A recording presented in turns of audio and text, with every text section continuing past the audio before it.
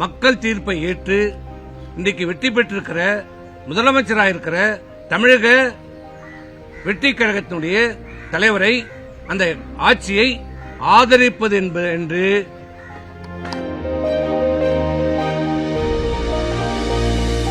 அனைத்து இந்திய அண்ணா திராவிட முன்னேற்ற கழகம் இனி எந்த கூட்டணியிலும் இல்லை. தேர்தலுக்கு முந்தைய இந்த கூட்டணி எந்த கூட்டணியிலும் இப்போது இல்லை. நாங்கள் இப்போது அனைத்து இந்திய அண்ணா திராவிட முன்னேற்ற கழகம் புதிய முடிவை எடுக்க வேண்டும்.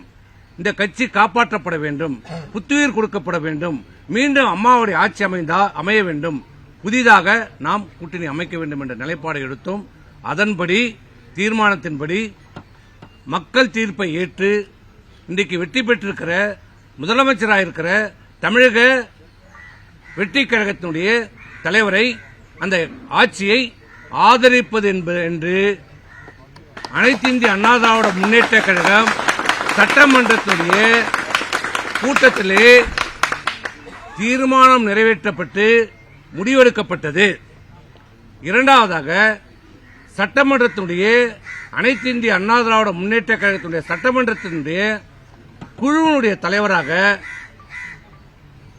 எங்களுடைய கட்சியினுடைய தலைமை நிலைய செயலாளர் முன்னாள் அமைச்சர் திரு SP வேலுமணி அவர்களை சட்டமன்ற குழு தலைவராக தேர்ந்தெடுக்கப்பட்டிருக்கிறார்.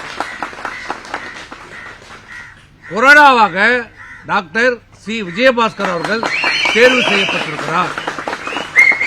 துணைத் தலைவராக சட்டமன்ற உறுப்பினர் ஹரி அவர்கள் தேர்வு செய்யப்பட்டிருக்கிறார்.